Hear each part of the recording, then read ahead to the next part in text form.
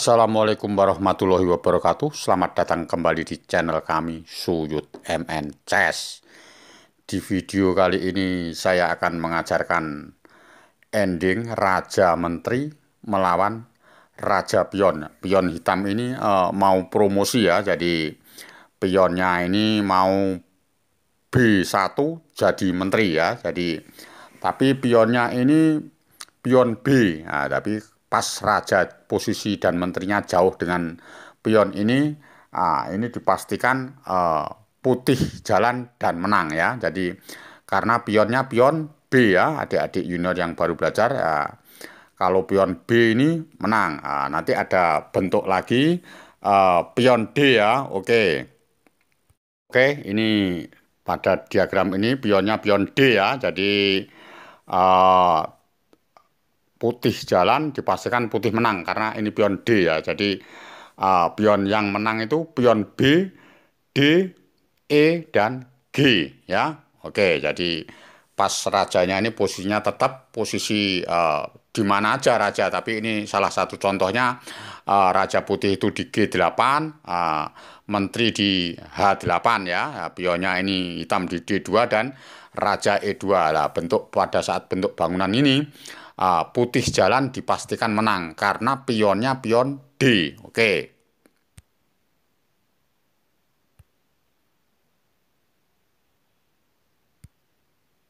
Ini pion G ya. Jadi pion G juga menang ya pada saat posisi raja jauh di G8 dan menteri di H8. Pionnya G2 ini mau promosi ya. Ini tetap menang ya. Jadi pada dasarnya kalau pion G, D, E, G ya. Jadi walaupun rajanya jauh tetap menang. Oke.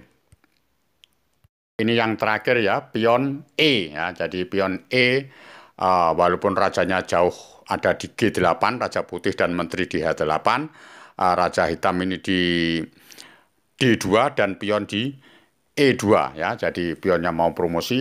Terus sekarang ini saya peragakan cara tercepat untuk memenangkan ya. Jadi langkahnya harus akurat dan bagus dan langkah-langkah yang pasti ya. Oke ya, adik-adik junior perhatikan, adik-adik yang baru belajar dan kawan-kawan catur ya. Kalau kawan-kawan catur sudah bisa ya nggak apa-apa. Tapi intinya junior kita ini harus betul-betul bisa ya. Oke ya, mari kita mulai.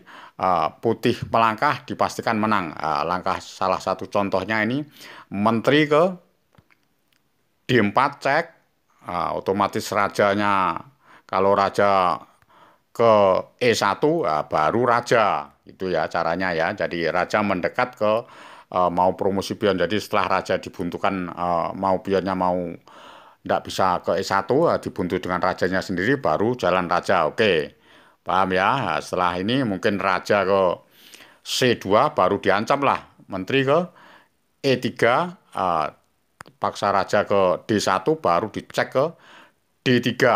Setelah raja ke E1 baru raja ke F7. Setelah raja F7 dia raja lari ke F2 baru dipining, dipen ya. Menteri ke D2 otomatis rajanya geser ke F1. Kalau raja ke F3 ya otomatis raja menteri ke E1 sudah pasti menang ya. Paham ya adik-adik junior. Jadi rajanya di eh, F1 baru dibunyikan cek ke F4. Setelah raja di G2 baru diancam ya. Menteri ke E3, raja F1, raja ke, menteri ke F3 cek.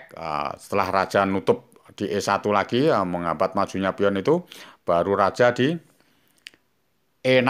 Setelah raja E6, raja di D2 lagi baru dipen lagi menteri F2, raja di D1, menteri di D4. Raja di C2 baru menteri ke E3. Raja di D3 baru menteri ke D3 cek. Setelah menteri D3 raja ke E1 baru raja lagi. Ya, jadi setelah rajanya membuntu pionnya sendiri baru gerak raja ya. Adik-adik junior yang baru belajar cara memenangkan seperti itu. Kalau pion intinya pion B, D, E dan G ya. Setelah raja ke E5, raja ke F2 dipen lagi ya, menteri ke D2, raja F1 baru cek lagi menteri ke F4, raja di G2 baru diancam lagi menteri ke E3, raja F1 baru menteri F3, raja di E1 baru raja lagi ya, raja di E4. Setelah mendekat gini, raja ke D2 jangan dipen ya. Ini langsung karena raja sudah dekat, langsung dicekkan ke D3. Otomatis raja C1 nggak mungkin karena pionnya jatuh. Raja di E1 baru menteri ke raja ke F3 ya. Setelah raja ke F3, raja di F1, menteri kali E2, raja di G1, menteri ke G2 ya. Jadi cara memenangkan seperti itu ya, adik-adik junior yang baru belajar.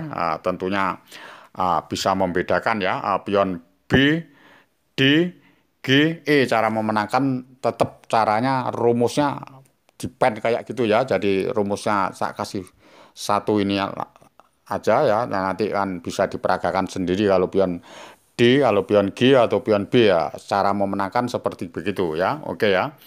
Paham ya? Kalau sudah paham, tak kasih bentuk yang lain. Ini bentuk yang lain, jadi pionnya ini ada di A2, raja di B2, putih rajanya di di D8 dan menterinya di E8. Jadi raja jauh dengan pion di A2 ya. Ini dipastikan remis ya, adik-adik junior yang baru belajar. Jadi pemahamannya ngerti ya kalau pion A2 atau pion di H2 ya. Misalkan pionnya ini di H2 dan rajanya di G2 ya, tentunya remis ya. Ya, ini salah satu contoh ya. Jadi menterinya mungkin ini ngecek dulu, ngecek di G4 ya, langsung di stalemate-kan aja raja di A1, jadi tidak ada tempo. Raja putih itu yang di D8 tidak bisa gerak ya, karena ini harus melepas posisi stalemate dulu ya. Tentunya digeser ke C4 atau kemana ya tidak apa-apa. Raja balik lagi ke B2, menteri ke B4 di stalemate-kan lagi. Tentunya lajur B-nya ini harus di alihkan karena tidak gitu remis ya. Jadi mungkin cek ya, raja di B1 ya, menteri di B3 ya, jangan raja ke C1 ya, di stalemate-kan sekalian gini ya. Raja di A1 ya, tentunya remis, rajanya tidak bisa ngejar ya. Oke ya, paham ya. Oke, kalau sudah paham saya kasih bentuk yang lain. Nah, ini bentuk yang lain, jadi posisinya pion ini ada di C2, rajanya di B2 untuk hitam ya, untuk putih tetap ya, saya bentuk raja di D8 dan menteri di E8 ya. Ini kan rajanya putih ini yang di D8 terlalu jauh dengan pion C2 ya, ini dipastikan remis ya. Oke, jadi cara meremiskan ya tentunya langkahnya putih dulu, menteri di G4 cek ya, tinggal raja di A2 ya, menteri C4, raja di B2, gitu-gitu aja kan. Menteri di B4 ya, raja di A2 lagi ya, diancam menteri C3 ya, rajanya jaga di B1. Setelah dicek ke B3 ya, jangan raja di C1 ya, dikasihkan aja pionnya aja, raja di A1 ya. Adik-adik junior ya, perhatikan setelah ngecek di B3 itu dikasihkan aja. Kalau dimakan otomatis stalemate ya, remis ya, nggak mungkin ya. Jadi memang partainya memang remis ya. Jadi paham ya, antara pion A dan pion C, pion F dan pion H ya, itu tentunya juga remis. Oke ya, jadi nanti ada saya kasih bentuk menangnya pion yang ada di A2 dan pion H2 ya. Rajanya harus posisi masuk di mana nanti ya. Oke, ya saya dikasih bentuk lagi. Oke. Bentuk yang lain jadi posisinya tetap ya, raja hitamnya ini di B2, pionnya A2 mau promosi, rajanya putih ini di D5 dan menterinya di E8 ya. Jadi pas pada saat posisi begini tentunya putih menang ya. Jadi adik-adik junior yang baru belajar dan kawan-kawan catur, ini rajanya posisinya di D5, Kalau ditarik ke tanda panah merah itu di C5, B5, dan A5. Jadi batas itu ya. Itu posisi kalau raja menduduki di situ tentunya menang ya. Dan ditarik tanda panah yang tipis biru itu di E4, E3, E2, E1 ya itu masih menang ya. Jadi batas kemenangannya putih itu kalau pas posisinya rajanya itu masuk di D5, C5, B5, A5 dan E4, E3, E2, E1 ya. Tapi kalau tanda panah biru yang tebal itu rajanya nanti masuk di E5 ya itu remis ya. Paham ya? Mari kita periksa satu persatu.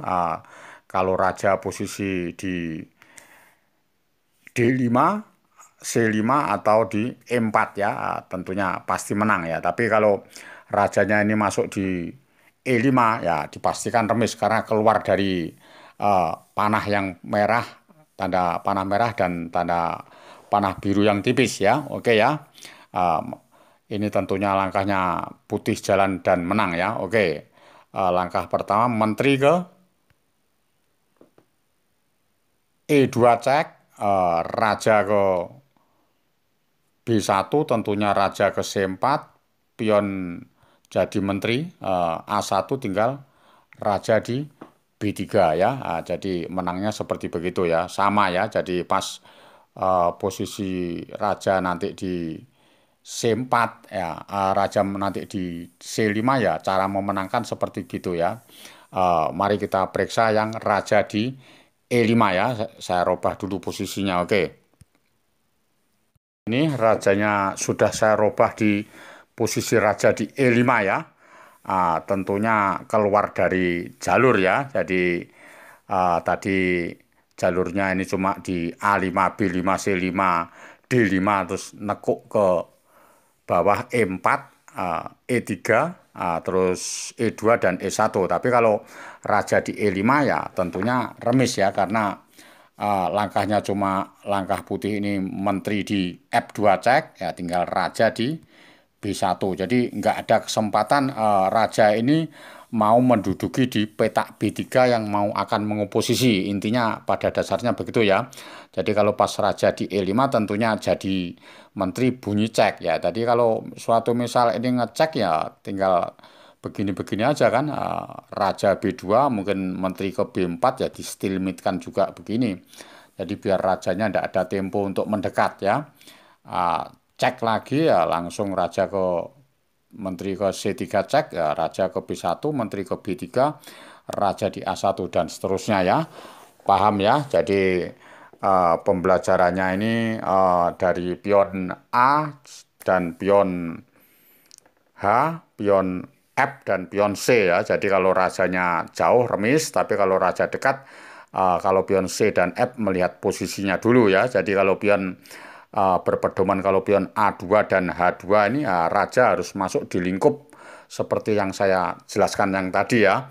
Oke, jadi ini saya bentuk lagi ada bentuk yang lain mungkin bisa memenangkan ya. Ini oke, coba ada bentuk yang lain ya. Jadi posisinya raja itu posisi di A7 dan menterinya di B7, pion di A2 dan rajanya di A1 ya. Tapi ini ada kesempatan putih menang ya. Tapi menangnya harus rajanya ini masuk di petak C5 atau A5 ya. Tentunya waktunya putih melangkah. Raja di B6 ini tanda seru sekali. Uh, Sekarang waktunya hitam itu tentunya antara Raja B1 dan Raja B2. Setelah Raja B2, ya rajanya putih di B6 ini masuk di yang saya jelaskan yang saya uraikan di atas ya. Tentunya Raja ngecek di C5 atau A5 sama aja ya. Raja di C5 cek. Tentunya bergeser lagi di A1, baru menteri ke A. H1 cek, raja ke B2, menteri ke G2, raja di B1, dan sama seperti tadi ya, raja C4 jadi menteri lagi di A1, dan raja B3 membentuk pemahaman menteri bego lagi ya. Oke. Jadi saya akhiri sampai di sini dulu antara ending Raja Pion melawan Raja Menteri yang antara jauh dan dekat ya. Oke, jadi harus memahami antara pion A sama pion B atau pion C dan seterusnya ya. Oke, jadi jika senang dengan ending Raja Pion Raja Menteri, silahkan subscribe, like, komen, dan nyalakan lonceng notifikasinya agar saya lebih bersemangat lagi. Salam Gen Unasumus, kita satu keluarga. Wassalamualaikum warahmatullahi wabarakatuh.